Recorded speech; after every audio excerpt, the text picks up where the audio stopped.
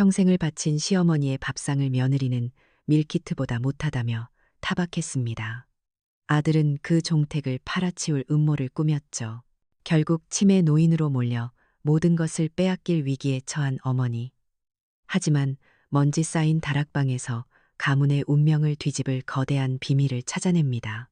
이 어머니의 조용한 반격을 끝까지 지켜봐 주세요. 10월의 안동은 아침 저녁으로 바람이 제법 차가워요. 그래도 한낮에는 가을볕이 어찌나 따사로운지 우리 종택 마당 구석구석을 다 데워주는 것 같죠. 제가 이 집에 시집 온 지 쉬나고도 새해가 지났으니 저보다 이 집의 시간을 더 잘 아는 사람이 또 있을까 싶어요. 매일 아침 눈을 뜨면 삐걱거리는 마루를 밟고 나와 밤새 안녕하셨나 집의 안부를 묻는 게 제 하루의 시작이랍니다.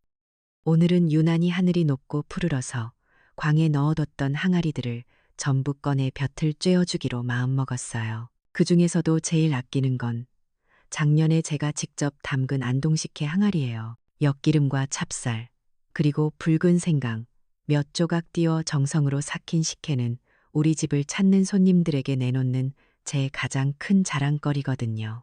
뚜껑을 여니 달큼하고도 알싸한 향이 코끝을 간지리는데 아, 올가을에도 맛이 제대로 들었구나 싶어 저도 모르게 입가에 미소가 번졌어요.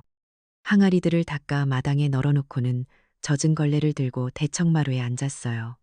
한 칸 한 칸 나뭇결을 따라 정성껏 닦다 보면 제 마음도 덩달아 차분해져요. 이 마루는 제 남편이 어릴 적 뛰어놀던 곳이고 제 아들 민준이가 첫걸음마를 떼던 곳이기도 하죠. 제 무릎보다 조금 높은 기둥에는 민준이의 키를 재던 흠집이 아직도 희미하게 남아있어요. 그걸 손끝으로 쓸어보면 엄마, 나 이만큼 컸어 하고 외치던 아이의 목소리가 금방이라도 들릴 것만 같아요. 세월이 흘러 아이는 다 커서 서울로 가고 이제 이널은 집에는 저 혼자 남았지만 집안 곳곳에 스며있는 이런 기억들 덕분에 외로울 틈이 없답니다. 제 손을 가만히 내려다보았어요. 평생을 쓸고 닦고 음식을 만들고 밭을 매느라 마디는 굵어지고 살갗은 거칠어졌죠. 며느리 지영이는 제 손을 볼 때마다 안쓰럽다며 좋은 핸드크림을 사다 주곤 하지만 저는 이 손이 부끄럽지 않아요. 이 손으로 우리 가족의 역사를 지켜왔고 이 집을 돌봐왔으니까요. 이 집은 단순한 건물이 아니에요. 우리 가문의 뿌리이자 제가 평생을 바쳐 지켜온 제 삶 그 자체랍니다. 며칠 뒤면 돌아가신 아버님, 그러니까 민준이 할아버지의 기제사예요. 그래서 오늘부터는 본격적으로 제사 준비를 시작해야 했어요. 가장 먼저 할 일은 수십 년 묵은 시간장의 맛을 보는 거예요. 장독 뚜껑을 여니 세월의 깊이만큼이나 진한 향이 올라와요. 손가락으로 살짝 찍어 맛을 보니 올해도 변함없이 깊고 구수한 맛이 나요. 이 간장만 있으면 어떤 나물을 무쳐도 어떤 국을 끓여도 맛이 깊어지거든요. 서울 사는 며느리는 마트에서 파는 간장이랑 뭐가 다르냐고 하지만 이 맛은 세월이 아니고서는 낼 수가 없는 맛이죠. 뒷마당 텃밭에서 직접 기른 콩을 걷어다가는 두부를 만들 준비를 했어요. 맷돌에 콩을 갈고 가마솥에 불을 지펴 콩물을 끓이고 간수를 부어 몽글몽글 순두부가 맺히는 걸 보고 있노라면 마음이 그렇게 평화로울 수가 없어요. 뜨끈한 두부를 네모반듯하게 잘라 틀에 넣고 무거운 돌로 눌러두면 내일 아침에는 제사상에 올릴 단단하고 고소한 두부가 완성될 거예요. 이 모든 과정이 남들이 보기에는 고되고 비효율적인 일일지 몰라도 저에게는 조상님께 올릴 음식을 제 손으로 직접 마련하는 경건한 의식과도 같아요. 안동의 제사상에 오르는 헛제사밥은 다른 지방과는 조금 달라요.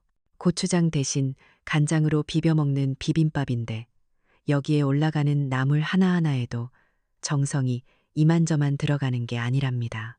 도라지는 아린 맛을 빼고 고사리는 부드럽게 삶아내고 무는 채 썰어 아삭하게 볶아내야 하죠. 그렇게 6가지 나물을 다듬고 볶다 보니 어느새 해가 뉘엿뉘엿 지고 있었어요. 문득 제사 음식을 준비하는 제 모습을 보시던 남편의 얼굴이 떠올랐어요. 당신 손맛은 하늘이 내린겨. 이 맛을 나 혼자 보는 게 아까울 정도라니께. 무뚝뚝한 사람이 툭 던지는 그 칭찬 한마디가 저에겐 얼마나 큰 힘이 되었는지 몰라요. 이제는 그 칭찬을 해줄 사람도, 이 음식을 가장 맛있게 먹어줄 사람도 곁에 없지만 저는 여전히 그를 위해, 그리고 이 가문을 위해 음식을 만들어요. 그게 제가 남은 이유고 제가 할 수 있는 최선의 사랑이니까요. 저녁에는 낡은 책 한 권을 꺼내 들었어요. 시어머님께서 제게 물려주신 손때 묻은 조리법 책이에요.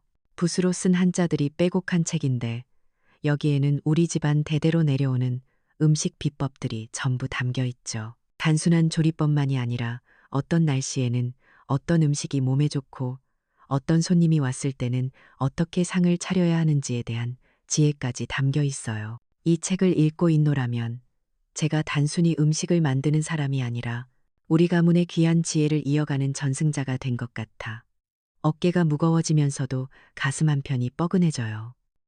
드디어 아들 내외가 서울에서 도착했어요. 고즈넉하던 종택 마당에 요란한 엔진 소리를 내며 커다란 외제차가 들어서는 순간 평화롭던 공기가 흔들리는 것 같았어요. 차에서 내린 아들 민준이는 집을 한번 휙 둘러보더니 대뜸 그러더군요. 이 기둥이랑 석가래 좀 봐.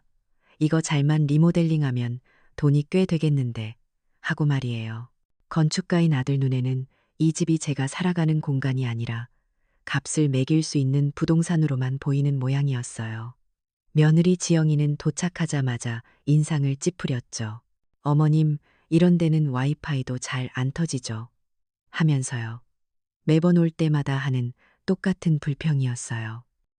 제가 저녁상으로 정성껏 안동 건진국수를 차려냈어요. 멸치와 다시마로 맑게 우려낸 육수에 얇게 민 밀가루 면을 삶아 건져내고 애호박과 소고기 고명을 정갈하게 올린 음식이죠. 그런데 며느리는 국수 한 젓가락을 뜨더니 심드렁하게 말했어요. 밀키트보다 맛이 없는 것 같아요. 너무 심심해요. 하고요. 그 순간 제 심장이 쿵 내려앉는 것 같았어요. 제가 새벽부터 일어나 반죽하고 육수를 내고 고명을 만든 그 모든 시간과 정성이 맛없는 밀키트보다 못하다는 말 한마디에 전부 부정당하는 기분이었죠. 아들은 그런 며느리를 말리기는커녕 제게 말했어요. 어머니, 이제 이런 힘든 일 좀 그만하세요. 귀찮게 뭘 직접 만드세요. 그냥 사람을 쓰시든가요. 아들의 말은 저를 위하는 것 같았지만 사실은 제 정성을 돈으로 살 수 있는 노동으로 여기는 차가운 말이었어요. 저녁 식사를 마치고 대청마루에 둘러앉았을 때 아들 내외가 조심스럽게 제사 이야기를 꺼냈어요. 요즘 세상에 누가 이렇게 힘들게 제사상을 다 차리냐면서요. 그냥 가까운 호텔 뷔페에 가서 온 가족이 식사하는 걸로 대체하는 게 어떻겠냐고 하더군요. 저는 가슴이 철렁해서 그건 조상님에 대한 도리가 아니라고 말했어요. 그랬더니 며느리가 기다렸다는 듯이 끼어들었죠. 어머님, 그런 비과학적인 말씀 좀 마세요. 그냥 마음이 중요한 거 아니에요? 조상님이 진짜 와서 흠양하시는 것도 아니잖아요. 며느리의 말은 날카로운 비수가 되어 제 가슴에 꽂혔어요. 제가 평생을 지켜온 믿음과 신념이 한순간에 비과학적인 미신이 되어버렸으니까요. 며느리는 손에 든 스마트폰 화면을 계속 들여다보며 말했어요. 어머님, 이 집 시세가 지금 이 앱에서는 이렇게 뜨는데요. 이걸 개발하면 가치가 3배는 뛸 수 있대요. 그러면서 제게는 보여주지도 않고 남편인 민준이와만 화면을 보며 속닥거렸어요. 저는 그들이 말하는 앱이 무엇인지, 시세가 어떻게 정해지는지 알 수 없었어요. 그 작은 기계가 만들어낸 정보의 벽 앞에서 저는 완벽하게 소외된 기분이었죠. 그때였어요. 아들 민준이가 망설이듯 하지만 단호한 목소리로 결정타를 날린 것은요. 어머니, 사실 이 집 서울에 있는 개발업자한테서 연락이 왔어요. 여기를 한옥 테마 리조트로 개발하자고요. 이런 낡고 불편한 집에 계속 사시는 것보다 그게 어머니 노후를 위해서나 우리 가족 전체를 위해서나 훨씬 현명한 선택입니다. 아들의 말을 듣는 순간 제 머릿속이 하얗게 비는 것 같았어요. 방금 전까지 며느리가 제사를 두고 비과학적이라느니 제 음식을 맛없는 밀키트에 비유하던 그 모든 말들이 퍼즐처럼 맞춰지는 기분이었죠. 이 아이들은 제사를 간소화하고 싶은 게 아니었어요. 이 집, 제가 평생을 바쳐 지켜온 이 종택을 팔아치우기 위한 명분을 만들고 있었던 거예요. 낡고 불편한 집, 비효율적인 전통. 모든 것이 이 집의 가치를 깎아내리고 결국에는 팔아버리기 위한 수순이었던 거죠. 저는 아무 말도 할 수가 없었어요. 충격으로 온몸이 마비된 것처럼 그저 마당 구석의 감나무만 멍하니 바라볼 뿐이었어요. 바람 한 점 없는데 나무십 하나가 힘없이 툭 떨어져 내렸어요. 꼭 제 마음처럼요. 밤새 잠을 한숨도 이루지 못했어요. 아들의 목소리가, 그 애가 말하던 한옥 테마 리조트라는 낯선 단어가 귓가에서 떠나질 않았거든요. 내가 평생을 살아온 이 집이, 내 남편과 시부모님이 잠들어 계신 이 터전이 이제는 돈으로 계산되는 상품이 되어버렸다는 사실을 도무지 받아들일 수가 없었어요. 창밖은 아직 캄캄한데 저는 뜬 눈으로 밤을 새우고 새벽 일찍 몸을 일으켰어요. 오늘은 아버님 기제사 날이니까요. 마음이 아무리 지옥 같아도 자식된 도리는 이 집 종부로서의 책임은 다해야 한다고 생각했어요. 밤새 준비해둔 음식들을 하나하나 제기에 올리는데 손이 자꾸만 떨려왔어요. 녹그릇이 서로 부딪히며 내는 서글픈 소리가 꼭 제 울음소리 같았죠. 탕국을 데우고 전을 부치고 과일을 깎아 올리면서도 머릿속은 온통 아들 내외의 말들로 가득 차 있었어요. 이 모든 정성이 그 아이들에게는 얼마나 하찮고 비효율적인 일로 보였을까요? 제사상을 다 차리고 나니 동이 트기 시작했어요. 저는 아들 내외의 방문을 조용히 두드렸죠. 제사를 모셔야 한다고요. 그런데 방문을 열고 나온 아이들의 모습에 저는 다시 한번 숨이 멎는 것 같았어요. 제사 때 입는 한복이나 하다못해 단정한 옷차림이 아니라 당장이라도 길을 떠날 것 같은 간편한 외출복 차림이었거든요. 아들 민준이는 손목시계를 들여다보며 재촉하듯 말했어요. 어머니, 저희 아침 비행기로 가야 해서 시간이 없어요. 빨리 시작하시죠. 그 말에 저는, 아, 이 아이들은 정말로 조상님께 예를 올릴 마음이 조금도 없구나 하는 것을 깨달았어요. 겨우 제사를 시작했지만 그건 제사라고 할 수도 없는 껍데기뿐이었어요. 지방을 태우고 잔을 올리는 내내 아들 내외는 초조한 듯 발을 동동 굴렀고 그들의 시선은 제사상이 아니라 문 밖을 향해 있었죠. 마지막으로 절을 올리는 순서가 되었을 때 저는 아이들에게 어서 절을 하라고 말했어요. 하지만 민준이는 제게 등을 돌리며 가방을 챙겨 들었어요. 어머니, 이런 형식적인 게 뭐가 중요해요. 마음으로 공경하면 됐죠. 저희는 이만 가보겠습니다. 그 차가운 한마디를 남기고 아들은 정말로 뒤도 돌아보지 않고 대청마루를 내려갔어요. 저는 망연자실해서 그 아이가 떠나는 뒷모습을 그저 바라볼 수밖에 없었답니다. 그때였어요. 며느리 지영이가 제사상 앞에 남아 스마트폰을 꺼내들더군요.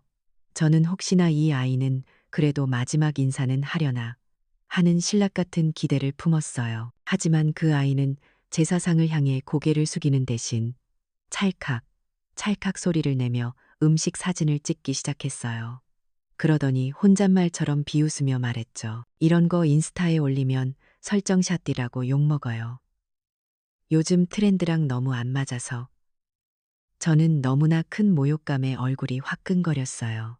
제 평생의 정성과 가문의 역사가 담긴 이 신성한 제사상이 고작 인스타그램 트렌드에 맞지 않는 촌스러운 설정샷 취급을 받다니요. 제가 상처받은 표정으로 며느리를 쳐다보자 그 아이는 오히려 제게 눈을 흐기며 말했어요.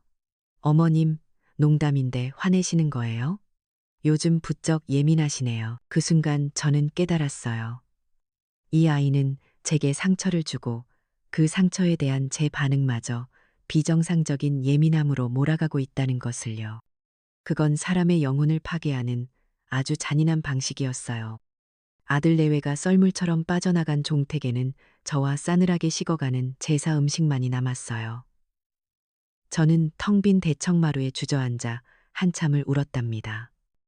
그렇게 며칠이 지났어요. 아무 일도 없다는 듯 시간은 흘러갔지만 제 마음은 무너진 성터처럼 황폐했죠.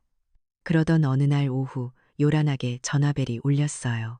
서울의 아들이었어요. 저는 가슴이 철렁했지만 혹시나 하는 마음에 전화를 받았죠. 아들은 처음에는 아무 일 없었다는 듯 밝은 목소리로 제 안부를 물었어요. 하지만 본론은 따로 있었죠. 어머니, 저희가 진지하게 생각해 봤는데 이제 그 큰 집에서 혼자 계시는 건 무리예요. 저희가 서울 근처에 아주 시설 좋은 실버타운을 알아봤어요. 공기도 좋고 친구분들 사귀기도 좋고 식사도 다 챙겨준대요. 저는 아들의 말을 믿을 수가 없었어요. 이 집을 팔아 리조트를 짓자는 것도 모자라 이제는 저를 요양원으로 보내려 하다니요. 저는 떨리는 목소리로 말했어요. 나는 평생 살아온 이 집을 떠날 수 없다. 내 몸이 움직이는 한 나는 여기서 조상님들을 모시고 살 거다. 제 완강한 거절에 아들의 목소리는 금세 차갑고 날카로워졌어요. 어머니가 이 집의 주인이긴 하지만 가문의 재산을 어머니 고집 때문에 썩힐 수는 없어요. 이건 어머니 개인의 문제가 아니라 우리 가문 전체의 미래가 걸린 일입니다. 가문 전체의 미래라는 말이 제 심장을 찔렀어요. 평생을 이 가문을 위해 헌신해온 저에게 이제 와서 제가 가문의 미래를 가로막는 걸림돌이라고 말하는 것과 다름없었으니까요. 전화기 너머의 아들은 더 이상 제가 알던 아들이 아니었어요. 그는 자신의 탐욕을 가문의 발전이라는 그럴듯한 말로 포장하고 저를 그 발전을 위해 제거해야 할 낡고 고집 센 노인으로 취급하고 있었죠. 저는 제 정체성이 송두리째 부정당하는 기분이었어요. 저는 이 집의 종부가 아니었던 걸까요? 그저 이 집을 잠시 맡아 관리하던 관리인이었을 뿐일까요? 평생을 바쳐 지켜온 제 삶이 한순간에 무의미해지는 것 같았어요. 며칠 후 아들 내외는 예고도 없이 다시 찾아왔어요. 이번에는 처음 보는 멀끔하게 차려입은 젊은 남자를 하나 데리고 왔더군요. 재산관리 전문가라고 자신을 소개했어요. 그들은 가족회의라는 거창한 이름을 붙였지만 실상은 저를 신문하기 위한 자리였죠. 전문가는 제가 수십 년간 꼼꼼하게 손으로 써온 낡은 가계부를 보더니 혀를 차며 말했어요. 어머님, 요즘 세상에 누가 이렇게 주먹구구식으로 재산을 관리하나요? 이러니 재산 가치가 제대로 평가될 리가 없죠. 마치 제가 돈 관리도 못하는 무능한 사람인 것처럼 말하는 그의 말투에 피가 거꾸로 솟는 것 같았어요. 그때 며느리가 끼어들었어요. 아주 교묘하고 악랄한 방식으로요. 어머님, 얼마 전에 간장독에 벌레가 있었다면서요? 그런 비위생적인 환경에서 만든 음식을 어떻게 저희더러 먹으라고 하세요?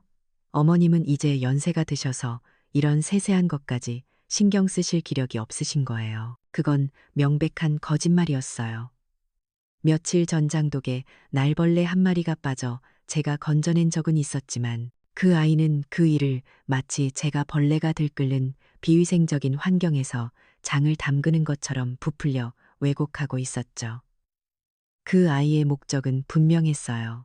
제가 가진 전통 지식, 제가 평생을 바쳐온 모든 것을 낡고 비위생적이고 무능한 것들로 만들어 결국에는 제가 이 집을 관리할 능력이 없다는 것을 증명하려는 속셈이었어요. 아들은 옆에서 태블릿 PC라는 널찍한 기계를 꺼내 화려한 동영상까지 보여주었어요. 앞으로 지어질 한옥 리조트의 모습이라면서요. 화면 속에서는 제가 아는 종택의 모습은 온데간데 없고 번쩍이는 조명과 수영장을 갖춘 낯선 건물들이 들어서 있었죠. 아들은 신이 나서 설명했어요. 어머니, 앞으로는 집도 이렇게 스마트홈으로 관리해야 해요. 어머니는 이런 거 잘 모르시잖아요. 저희가 다 알아서 해드릴게요. 그 현란한 기술 앞에서 저는 정말로 아무것도 모르는 늙은이가 된 것만 같아 초라하고 무력해졌어요. 그 와중에도 며느리는 제 눈을 피해 스마트폰으로 집안 구석구석의 낡은 문틀이나 벽에 희미한 금 같은 것들을 몰래 찍고 있었어요. 아마도 제가 이 집을 제대로 관리하지 못한다는 증거를 모으고 있었겠죠. 그들이 돌아간 후 저는 완전히 무너져 내렸어요. 혼자서는 이 싸움을 감당할 수 없다는 생각이 들었죠. 저는 마지막 희망을 품고 이 동네에서 가장 오래 알고 지낸 이웃집 박 할머니를 찾아갔어요. 젊은 시절부터 서로 속을 터놓고 지낸 사이라 분명 제 편이 되어줄 거라고 믿었거든요. 제가 떨리는 목소리로 그간의 사정을 털어놓자 박 할머니는 한숨을 푹 쉬더니 제 등을 두드리며 말했어요. 아이고, 순이야. 자식 이기는 부모 없다더니 딱 그 짝이네. 그래도 어쩌겠어. 서울 사는 아들이 우리 같은 늙은이들보다야 세상을 더 잘 알지 않겠나. 괜히 고집 부리다가 자식들하고 의만 상할라. 그냥 자식들 뜻대로 해주는 게 순리일지도 모르지. 저는 그 말을 듣는 순간 세상에 정말로 저 혼자만 남겨졌다는 것을 깨달았어요. 가장 믿었던 이웃마저 제 편이 아니었어요. 모두가 제 아들의 말이 맞다고 제가 시대에 뒤떨어진 고집센 늙은이라고 말하는 것 같았죠. 저는 더 이상 아무 말도 하지 못하고 집으로 돌아왔어요. 텅 빈 마루에 앉아 해가 지는 것을 보는데 눈물이 하염없이 흘러내렸어요. 이제 정말 어떻게 해야 할까요? 저는 이 깊고 어두운 절망 속에서 길을 완전히 잃어버린 것만 같았어요. 며칠을 시체처럼 보냈어요. 밥도 넘어가지 않고 잠도 오지 않았죠. 텅 빈 집안을 유령처럼 떠돌아다니며 평생을 바쳐 쓸고 닦았던 이 집이 이제는 곧 제 것이 아니게 될지도 모른다는 생각에 사로잡혔어요. 아들의 차가운 목소리, 며느리의 비웃음, 등을 돌리던 이웃의 뒷모습이 번갈아 떠오르며 제 심장을 헤집어 놓았죠. 나는 쓸모없는 늙은이인가? 내가 평생 지켜온 이 모든 것들이 정말 아무 가치도 없는 것인가? 그런 생각들이 독처럼 온몸에 퍼져나갔어요. 어느 날 오후 모든 것을 끝내고 싶은 마음에 차라리 이 집과 함께 사라져 버리자는 생각으로 다락방으로 향했어요. 남편이 죽고 나서는 한 번도 올라가 보지 않았던 곳이었죠. 삐걱거리는 사다리를 밟고 올라가니 쾌쾌한 먼지 냄새와 함께 잊고 있던 시간의 냄새가 훅 끼쳐왔어요.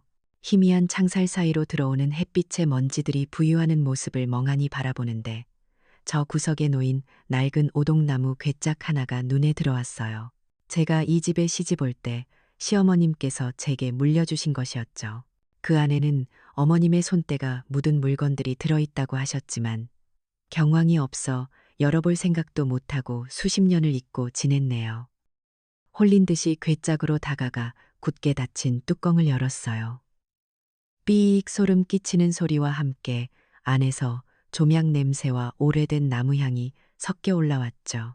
그 안에는 빛바랜 비단 조각들과 낡은 서책 몇 권, 그리고 작은 두루마리들이 차곡차곡 개어져 있었어요. 시어머님께서 제게 이것이 우리 가문의 역사고 네가 지켜야 할 정신이다라고 말씀하시던 목소리가 아련하게 들리는 듯했어요. 그땐 그 말씀의 깊이를 다 헤아리지 못했죠. 저는 그중 가장 두툼한 책 한 권을 꺼내 무릎 위에 올려놓았어요. 표지는 다달아 무슨 책인지 알 수도 없었지만 한 장 한 장 넘기자 그 안에는 붓으로 쓴 단정한 글씨들이 빼곡하게 적혀 있었어요. 수백 년간 이어진 우리 종가의 음식 조리법과 재래 절차, 손님 맞이 예법 등이 상세히 기록된 종가 비전, 총가 미준이었어요.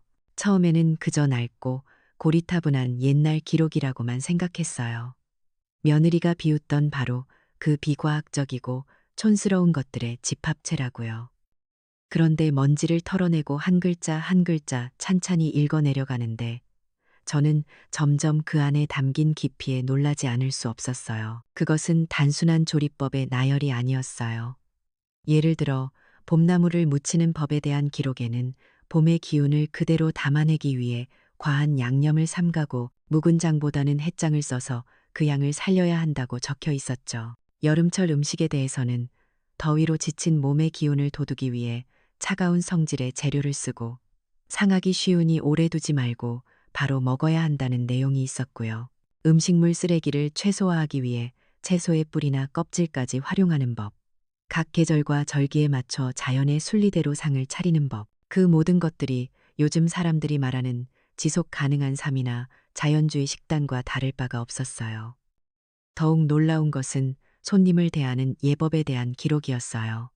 손님의 신분이나 건강 상태, 심지어 방문한 목적까지 헤아려 상차림을 달리해야 한다는 내용이었죠. 학문을 논하러 온 선비에게는 머리를 맑게 하는 음식을, 먼 길을 온 나그네에게는 기력을 보충해줄 음식을 내어야 한다고요. 이건 요즘 말로 하면 개인 맞춤형 서비스나 다름없었죠. 저는 그때 깨달았어요. 제가 그저 옛날 방식이라고만 생각했던 이 모든 것들 안에 시대를 초월하는 깊은 철학과 사람에 대한 따뜻한 배려, 그리고 자연을 존중하는 지혜가 담겨 있다는 것을요. 그러다 한 페이지에서 제 눈길을 사로잡는 구절을 발견했어요. 음식은 사람을 살리는 약이자 가문을 일으키는 힘이다. 시저이에 가문지리에. 그 구절을 읽는 순간 제 온몸에 전율이 흘렀어요. 며느리가 비위생적이라 모함하고 아들이 비효율적이라고 무시했던 바로 그 지식 속에 사람을 살리고 가문을 일으키는 힘이 있다는 이 묵직한 가르침 앞에서 저는 숙연해질 수밖에 없었죠. 이것은 제 삶을 부정하던 그 아이들의 얄팍한 논리와는 비교도 할 수 없는 수백 년의 세월이 증명해낸 살아있는 지혜였어요. 그때였어요. 마침 방학이라 잠시 집에 내려와 있던 손녀 서윤이가 다락방으로 저를 찾아 올라왔어요. 21살, 미디어 학과에 다닌다는 그 아이는 제가 무릎 위에 펼쳐놓은 고문서를 보더니 호기심 가득한 눈으로 물었죠. 할머니, 이게 뭐예요? 엄청 오래돼 보여요. 저는 그저 낡은 책일 뿐이라고 대답하려다 저도 모르게 책의 내용에 대해 설명해주고 있었어요. 서윤이는 제 이야기를 아주 흥미롭게 듣더니 갑자기 주머니에서 스마트폰이라는 기계를 꺼내 들었어요. 그러고는 낡은 기록들을 찰칵찰칵 소리를 내며 찍기 시작하더군요. 저는 영문을 몰라 쳐다만 보고 있었는데 그 아이는 화면을 몇 번 두드리더니 제게 보여주었어요. 놀랍게도 붓으로 쓰인 한자들이 화면 속에서 반듯한 활자로 변해 있었어요. 서윤이는 그 활자들을 가지고 무언가를 열심히 검색하더니 갑자기 눈을 동그랗게 뜨고 소리쳤어요. 할머니, 이거 대박이에요. 할머니가 가진 이 조리법, 조선시대 임금님 수라상에 올랐던 음식이랑 거의 똑같아요. 지금 유명한 한식 셰프들이 옛날 책 찾아가면서 복원하려고 애쓰는 바로 그 잃어버린 레시피일 수도 있다고요. 할머니, 이건 그냥 요리책이 아니라 역사서예요. 역사서. 손녀의 흥분한 목소리를 듣는 순간 제 가슴 속에서 무언가 쿵 하고 내려앉는 것 같았어요.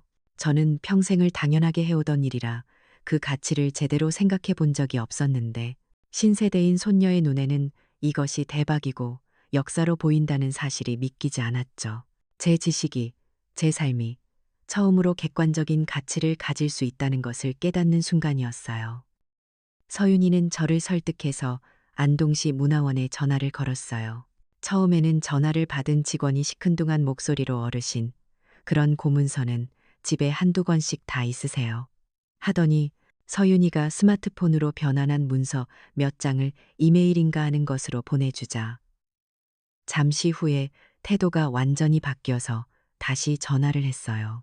혹시 괜찮으시면 지역 향토 사학자이신 안동대학교 이 박사님을 한번 연결해 드려도 되겠냐고요. 며칠 후 희끗희끗한 머리의 점잖은 신사 한 분이 직접 우리 종택을 찾아왔어요.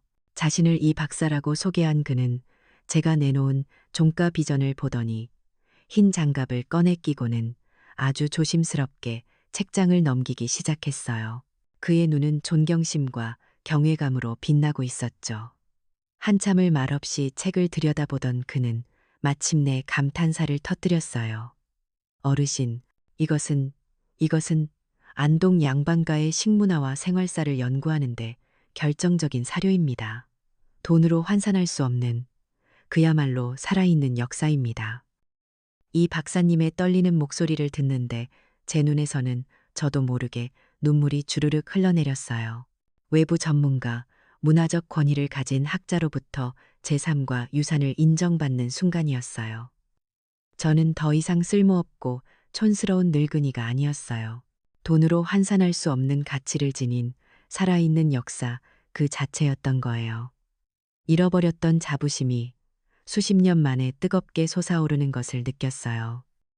그날 밤 저는 곤히 잠든 손녀의 얼굴을 한참이나 내려다보았어요. 절망의 구렁텅이에 빠져 있던 저를 건져준 것은 바로 이 어린 손녀였어요. 저는 조용히 눈물을 닦고 다시 한번 다락방에서 가져온 종가 비전을 펼쳐보았어요. 이제 그 책의 글자들은 더 이상 낡은 기록이 아니었어요. 그것은 제 자신을, 그리고 우리 가문을 지킬 수 있는 가장 강력한 무기이자 방패처럼 보였어요. 제 심장이 다시 뛰기 시작했어요. 그래, 아직 아무것도 끝나지 않았어. 이제부터가 진짜 시작이야. 저는 굳게 결심하며 어둠 속에서 조용히 주먹을 쥐었어요. 이 박사님과 손녀 서윤이와 함께하면서 제 삶은 아주 조금씩 달라지기 시작했어요.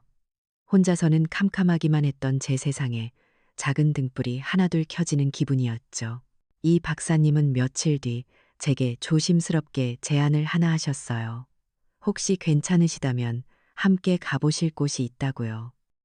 안동문화유산 지킴이라는 사람들의 모임인데 저처럼 낡고 오래된 것들을 지키기 위해 애쓰는 사람들이 모이는 곳이라고 했어요. 솔직히 처음에는 망설여졌어요. 평생을 종택 안에서만 살아온 제가 낯선 사람들 앞에서 제 부끄러운 이야기를 꺼내놓을 용기가 나지 않았거든요. 하지만 서윤이가 옆에서 제 손을 꼭 잡으며 할머니, 혼자서는 외롭잖아요. 같이 가봐요. 네. 하고 조르는 바람에 저는 마지못해 고개를 끄덕였어요. 모임 장소는 시내의 번듯한 건물이 아니라 오래된 한옥을 개조해 만든 작은 찻집이었어요. 문을 열고 들어서니 구수한 대추차 향기와 함께 나지막한 말소리들이 들려왔죠. 그곳에는 저와 비슷한 연배의 어르신들이 대여섯 분 모여 앉아 계셨어요. 이 박사님이 저를 소개하자 모두들 따뜻한 눈빛으로 저를 맞아주셨어요. 처음에는 어색해서 찻잔만 만지작거렸는데 한 분 한 분 자신의 이야기를 꺼내놓기 시작하자 저도 모르게 귀를 기울이게 되었답니다. 한 분은 저처럼 유서 깊은 종갓집에 종부셨는데 자식들이 그 자리에 전원주택을 짓겠다며 매일같이 성화를 부려 싸우고 계시다고 했어요.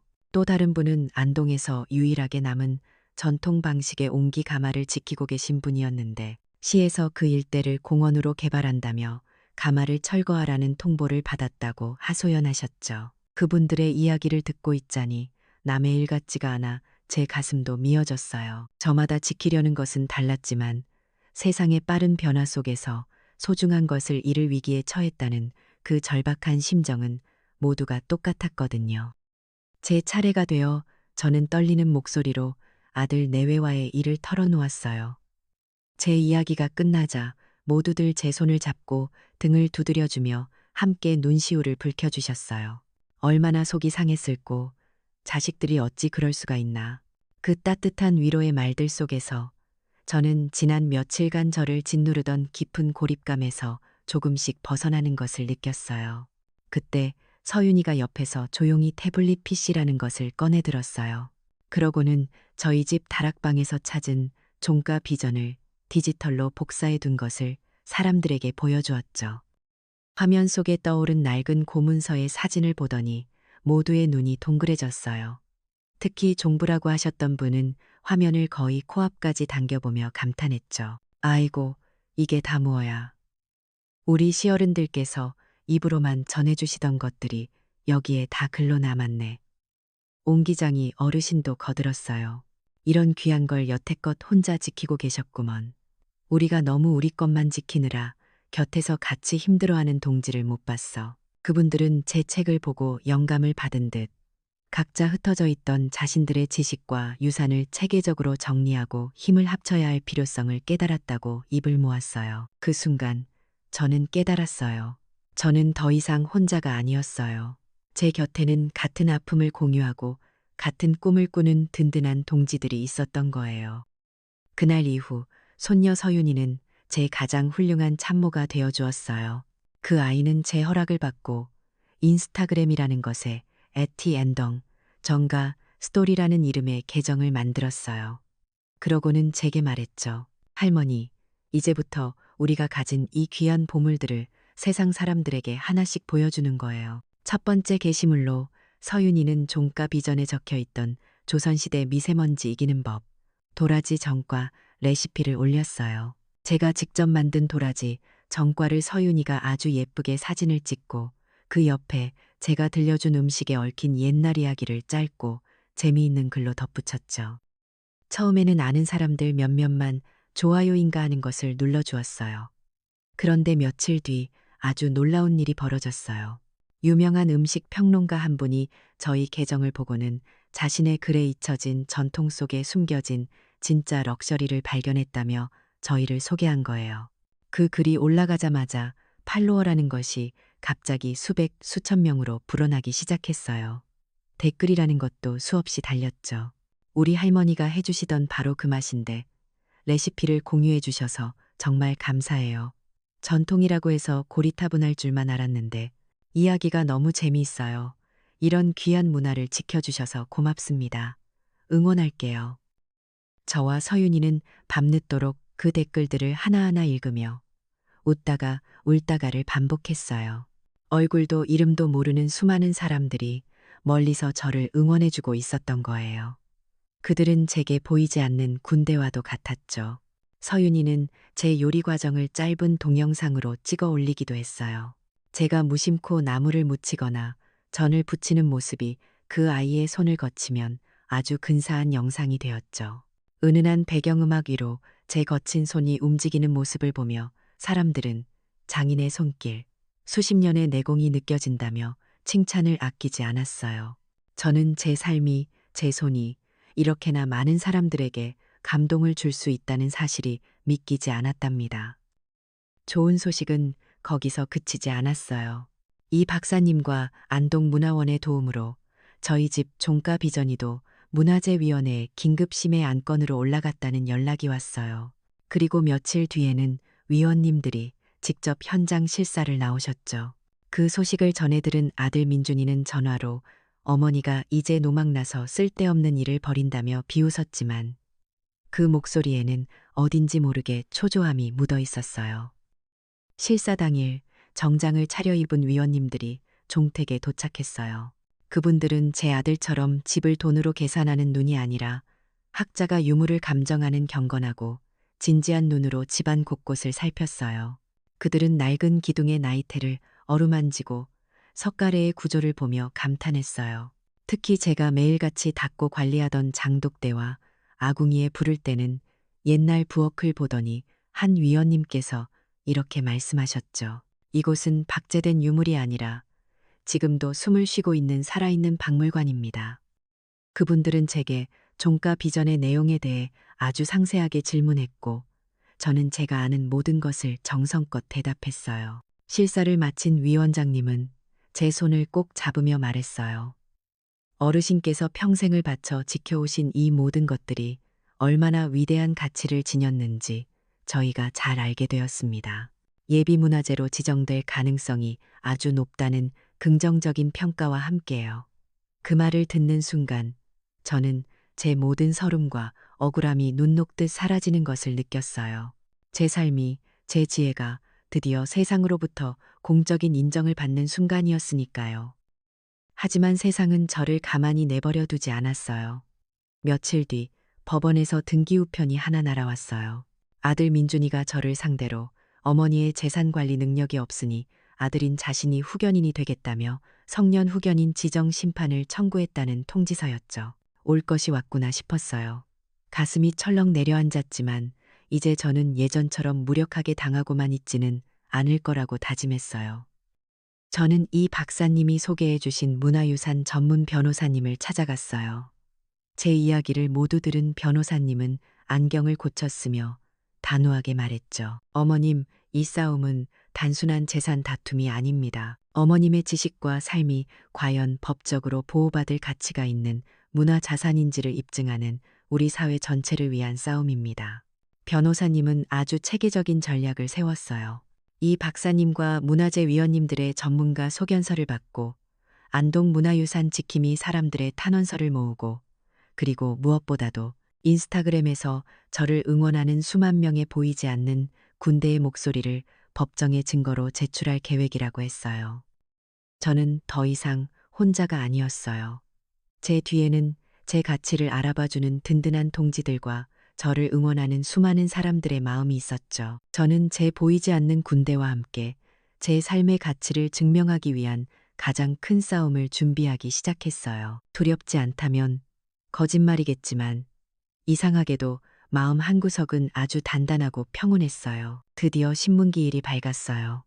그날 아침 저는 잠 한숨 자지 못하고 동이 트는 것을 뜬 눈으로 맞았답니다. 평생을 입던 무명옷 대신 서윤이가 며칠 전에 사온 옥색 한복을 곱게 차려입었어요. 싸우러 가는 길인데 이상하게도 마음은 무섭거나 떨리기보다는 아주 차분하게 가라앉아 있었죠. 법원으로 향하는 차 안에서 서윤이는 제 손을 꼭 잡아주었고 변호사님은 담담한 목소리로 오늘 우리가 해야 할 일들을 다시 한번 짚어주었어요. 가정법원이라는 곳은 제가 평생 와볼 일이 없을 거라고 생각했던 곳이었어요. 높고 차가운 건물, 무표정한 사람들, 그리고 복도를 울리는 딱딱한 구두 소리까지 모든 것이 저를 작고 초라하게 만드는 것 같았죠. 조정실 문을 열고 들어서자 저편의 아들 민준이와 며느리 지영이가 먼저 와서 앉아 있었어요. 아주 값비싼 옷을 빼입고 자신만만한 표정으로 저희를 쳐다보더군요. 그 아이들 눈에는 저를 향한 죄책감이나 미안함은 조금도 보이지 않았어요. 오직 자신들의 계획에 방해가 되는 늙은 어머니를 제거하려는 냉정한 의지만이 가득했죠. 곧 판사님이 들어오고 신문이 시작되었어요. 먼저 아들 측 변호사가 일어나서 저를 공격하기 시작했어요. 준비를 많이 한 모양이더군요. 그 사람은 제가 온라인 뱅킹을 전혀 사용하지 못한다는 점, 스마트폰 앱을 다룰 줄 모른다는 점을 지적하며 제가 현대 사회의 기본적인 금융거래를 이해하지 못하는 인지 능력을 가졌다고 주장했어요. 제가 수십 년간 손으로 꼼꼼하게 써온 가계부는 그저 주먹구구식 용돈 기록장으로 폄하되었죠. 다음으로 증인석에 나온 것은 며느리 지영이었어요. 그 아이는 판사 앞에서 눈물을 글썽이며 거짓 증언을 늘어놓기 시작했어요. 제가 비위생적인 방식으로 장을 담그고 의사의 처방 대신 비과학적인 민간요법에만 의존한다고 했어요. 심지어 제가 가끔씩 혼잣말을 하는 것을 두고 정신이 온전치 못한 증거라며 저를 치매 환자로 몰아가더군요. 그 아이가 말하는 모든 것은 교묘하게 사실을 비튼 거짓말이었지만 그럴듯하게 포장된 말 앞에서 저는 아무런 변명도 할 수가 없었어요. 분위기는 순식간에 제게 불리하게 돌아갔고 저는 온몸의 피가 차갑게 식는 것을 느꼈어요. 그때였어요. 제 옆에 앉아있던 변호사님이 조용히 자리에서 일어났어요. 그는 먼저 판사님의 허락을 받고 조정실의 커다란 스크린에 무언가를 띄웠어요. 화면에 나타난 것은 바로 제 손녀 서윤이가 만든 인스타그램 계정 AT 안동 쩡가 스토리의 첫 화면이었죠.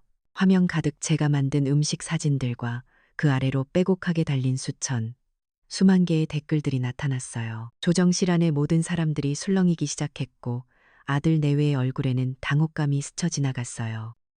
변호사님은 차분하지만 힘있는 목소리로 말했어요. 신청인 측은 피신청인 권순희 여사님께서 현대 사회와 소통할 능력이 없다고 주장했습니다. 하지만 보십시오. 권순희 여사님은 단지 기술에 익숙하지 않으셨을 뿐 당신의 지혜와 철학을 손녀의 도움을 받아 새로운 방식으로 세상과 소통하고 계셨습니다. 수만 명의 사람들이 이분의 이야기에 귀를 기울이고 응원하고 배우고 있습니다. 이것이 과연 인지 능력이 부족한 사람의 모습입니까? 아니면 우리가 잃어버린 가치를 지키고 있는 현명한 어른의 모습입니까? 변호사님의 말 한마디 한마디가 아들 내외가 쌓아올린 거짓의 성벽을 무너뜨리는 것 같았어요. 분위기가 반전되자 변호사님은 준비한 증인들을 차례로 불렀어요. 첫 번째 증인은 안동대학교의 이 박사님이셨죠. 박사님은 증인석에 앉아 종가 비전이 가진 사료적 가치와 그 안에 담긴 전통 지식이 현대 영양학과 지속 가능성의 관점에서도 얼마나 뛰어난지를 학술적으로 증언해 주셨어요. 다음 증인은 또 문화재 위원장님이셨어요.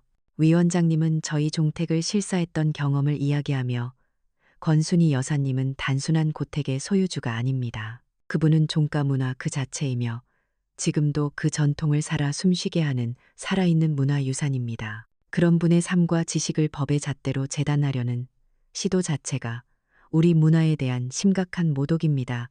라며 아주 강한 어조로 발언해 주셨죠. 저는 제 삶이, 제가 지켜온 모든 것들이 이렇게나 훌륭한 분들의 입을 통해 변호되는 것을 들으며 뜨거운 눈물이 뺨을 타고 흐르는 것을 막을 수가 없었어요. 아들 내외의 얼굴은 이제 하얗게 질려 있었어요. 하지만 제 변호사님의 반격은 거기서 끝나지 않았죠. 그는 판사님께 마지막 증인을 신청했어요. 문이 열리고 들어선 사람은 바로 제 아들 민준이가 계약하려던 헤리티지 개발이라는 회사의 전직 직원이더군요. 그는 양심의 가책을 느껴 모든 것을 폭로하기로 결심했다고 했어요. 그의 입에서는 충격적인 사실들이 쏟아져 나왔죠. 회사와 아들 민준이가 짜고 종택을 헐값에 사들인 뒤 일부러 훼손하여 문화재 지정을 피하고 그 자리에 상업적인 리조트를 지으려 했다는 구체적인 음모의 전말이었어요. 민준이의 계획이 단순한 불효를 넘어 우리 모두의 문화유산을 파괴하려는 범죄 행위였음이 만천하에 드러나는 순간이었어요. 모든 증언이 끝나고 판사님은 한참 동안 침묵에 잠겨 있었어요. 그리고는 마침내 저를 바라보며 아주 따뜻하고도 단호한 목소리로 말했죠. 어르신, 오늘 저는 법이 단지 개인의 재산을 지키는 것뿐만 아니라 우리가 함께 지켜야 할 더 높은 가치를 보호할 의무가 있다는 것을 다시 한번 깨달았습니다. 판사님은 제 아들 민준이의 성년 후견인 신청을 기각했어요. 그리고 오히려 어머니의 재산을 노리고 비윤리적인 행위를 한 아들의 접근을 막는 접근 금지 명령까지 고려하겠다는 엄중한 경고를 덧붙였죠. 땅, 땅, 땅. 판사님의 의사봉 소리가 울려 퍼지는 순간 저는 길고 길었던 싸움이 끝났다는 것을 알았어요. 완벽한 저의 승리였어요. 법정에서 승리한 며칠 후 도청에서 공식 문서가 도착했어요. 저희 집 종택과 종가 비전이도 지정유형 및 무형문화재로 최종 등재되었다는 통지서였죠. 이제 이 집은 법의 보호를 받게 되었고 나라에서 매년 보존 관리비까지 지원받게 되었어요. 제 아들은 이제 이 집과 유산에 함부로 손을 댈 수 없게 된 거예요. 그리고 며칠 뒤에는 더 놀라운 일이 벌어졌어요. 우리나라에서 아주 유명한 식품 대기업의 사람들이 저를 찾아온 거예요. 그들은 제 종가 비전의 조리법을 바탕으로 프리미엄 가정 간편식 브랜드를 만들고 싶다고 제안했어요. 그들이 제시한 계약금과 로열티는 제가 평생 만져볼 거라고는 상상도 못했던 큰 금액이었죠. 며느리가 촌스럽고 맛없다고 무시했던 바로 그 음식이 이제는 거대한 돈을 벌어들이는 귀한 문화자산이 된 거예요. 그 계약서에 도장을 찍으며 저는 이제 경제적으로도 제 자식들에게서 완전히 독립했다는 것을, 아니, 오히려 그 아이들을 압도하는 위치에 서게 되었다는 것을 실감했어요. 제 승리 소식은 안동신문을 시작으로 전국의 언론을 통해 알려졌어요. 안동종부, 잠자던 지혜로 세상을 깨우다라는 제목의 텔레비전 다큐멘터리가 방송된 날에는 전화통에 불이 날 정도였죠. 제 이야기에 용기를 얻었다며 전국 각지의 다른 종갓집 종부님들과 잊혀가는 기술을 지키고 계시던 장인분들에게서 감사 편지와 전화가 쏟아졌어요. 더 나아가 안동시에서는 저희 사례를 계기로 종가문화 보존 및 활성화 조례를 만들려는 움직임이 시작되었다고 해요. 저의 이 작은 싸움이 저 혼자만의 승리로 그치지 않고 잊혀가던 우리 전통 문화 전반에 대한 사회적 관심을 불러일으키는 작은 불씨가 된 거예요. 법정에서 나오던 날 저를 둘러싸고 환호하던 지지자들을 향해 서윤이가 든 스마트폰을 보고 저도 모르게 이렇게 말했어요. 저 같은 늙은이를 응원해 주셔서 고맙습니다. 우리의 것은 참으로 좋은 것입니다. 제 작은 목소리가 그렇게나 많은 사람들의 마음을 움직일 수 있었다는 사실이 저는 여전히 꿈만 같답니다. 법정에서의 그 소란스러운 날들이 지나가고 종택에는 다시 예전과 같은 고요함이 찾아왔어요. 하지만 그 고요함의 무게는 완전히 달랐죠. 예전에는 외로움과 절망의 침묵이었다면 이제는 단단한 평화와 자부심이 깃든 침묵이었어요. 저는 하루하루 제게 주어진 승리의 의미를 조용히 되새기며 지냈답니다. 그러던 어느 늦은 가을 오후였어요. 대문 밖에서 인기척이 들려나가 보니 아들 민준이와 며느리 지영이가 고개를 푹 숙인 채 서 있었어요. 법정에서 본 이후로 처음이었죠. 그 아이들은 값비싼 옷 대신 수수하고 어두운 색의 옷을 입고 있었고 그토록 오만하고 자신만만하던 얼굴에는 짙은 수심과 부끄러움이 가득했어요. 저를 보더니 두 아이는 아무 말 없이 마당으로 들어와 제 앞에 털썩 무릎을 꿇더군요. 어머니, 저희가 죽을 죄를 지었습니다. 아들의 목소리는 심하게 잠겨 있었고 며느리는 아예 소리도 내지 못하고 어깨만 들썩이며 울고 있었어요. 돈에 눈이 멀어 세상에서 가장 소중한 것이 무엇인지 잊고 살았습니다. 저희의 어리석음을, 이 불효를 부디 용서해 주십시오, 어머니. 아이들은 그렇게 한참을 마당의 찬 흙바닥에 엎드려 용서를 빌었어요. 솔직히 말해 그 모습을 보는 제 마음이 편치만은 않았어요. 통쾌하기보다는 오히려 깊은 슬픔이 밀려왔죠. 어쩌다 우리는 이 지경까지 오게 되었을까요? 저 아이들을 저렇게 만든 것이 비단 저 아이들만의 잘못일까 하는 생각도 들었고요. 저는 한참 동안 아이들을 내려다보다가 조용히 입을 열었어요. 용서는 내가 너희에게 거저주는 것이 아니다. 너희가 앞으로의 행동으로 너희 스스로에게 구하는 것이다. 저는 아이들에게 일어나라고 말했어요. 그리고 마당 구석에 있는 수십 개의 장독들을 가리켰죠. 내일부터 저 장독들부터 하나씩 닦거라. 너희가 비위생적이라던 바로 그 장독들이다. 처벌을 하려는 게 아니었어요. 저는 그 아이들이 스스로의 손으로 노동을 하면서 땀을 흘리면서 자신들이 무엇을 잃을 뻔했는지, 그리고 제가 평생을 바쳐 지켜온 것들의 진짜 의미가 무엇인지 몸으로 깨닫기를 바랐어요. 그것이 제가 그 아이들에게 줄 수 있는 유일한 기회라고 생각했죠. 그렇게 1년이라는 시간이 흘렀어요. 그동안 저희 집에는 아주 많은 변화가 있었답니다. 저는 대기업에서 받은 계약금과 정부 지원금을 보태 종택 옆에 낡은 별채를 헐고 그 자리에 번듯한 건물을 하나 지었어요. 안동 종가문화 전수관이라는 이름의 비영리 재단이었죠. 전통 한옥의 아름다움은 그대로 살리면서도 안에는 현대적인 요리 실습실과 고문서들을 안전하게 보관하고 연구할 수 있는 디지털 자료실, 그리고 세미나실까지 갖춘 멋진 공간이었어요. 전수관이 문을 여는 날, 저희 집은 정말 오랜만에 사람들로 북적였어요. 이 박사님과 문화재 위원장님, 안동 문화유산 지킴이 식구들, 그리고 제 인스타그램을 보고 멀리서 찾아온 젊은이들까지 모두가 자신의 일처럼 기뻐하며 개관을 축하해 주었죠. 저는 마이크 앞에 서서 찾아오신 손님들에게 인사말을 했어요. 이곳은 단지 낡고 오래된 것을 전시하는 박물관이 아닙니다. 우리 조상님들의 지혜를 바탕으로 내일의 음식을 만들고 내일의 예절을 고민하는 살아있는 공간이 될 것입니다. 누구든 이곳에 와서 배우고 나누고 즐기면서 우리의 것이 얼마나 좋은 것인지를 알아갔으면 좋겠습니다. 제 말이 끝나자 마당을 가득 메운 사람들이 뜨거운 박수를 보내주었어요. 전수관의 활동은 생각보다 더 큰 주목을 받았어요. 저희가 선보인 종가 비전을 현대적으로 재해석한 요리 강좌는 신청이 폭주했고 저희 집의 이야기는 여러 나라의 언론에까지 소개되었죠.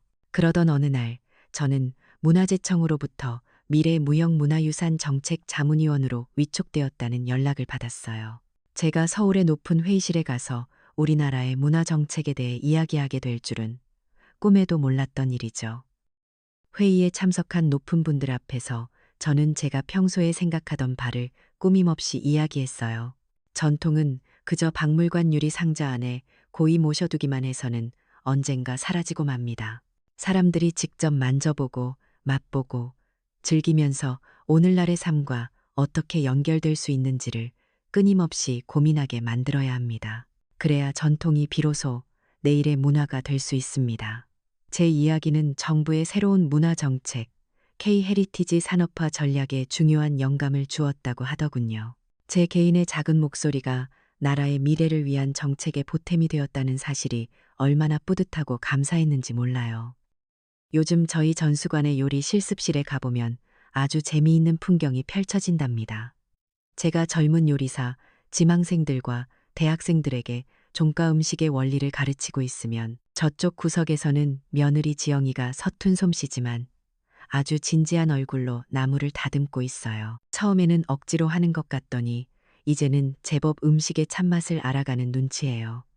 얼마 전에는 자기가 직접 담갔다며 김치를 한 통 내미는데 맛이 제법이더군요. 아들 민준이는 건축가로서의 재능을 살려 종택의 낡은 부분을 보수하고 관리하는 일을 도맡아 하고 있어요. 예전에는 돈이 될까 싶어 뜯어 고칠 생각만 하더니 이제는 기둥 하나, 석가래 하나를 어루만지며 그 안에 깃든 역사를 소중히 여기게 되었죠.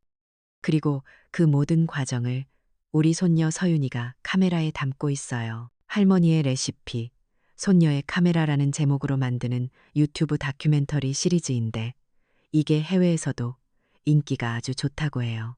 서로를 이해하지 못했던 세 세대가 이제는 전통이라는 하나의 목표 아래 각자의 자리에서 서로를 돕고 배우며 함께 나아가고 있는 거예요. 저는 이 모습이야말로 제가 진정으로 원했던 승리의 모습이라고 생각해요.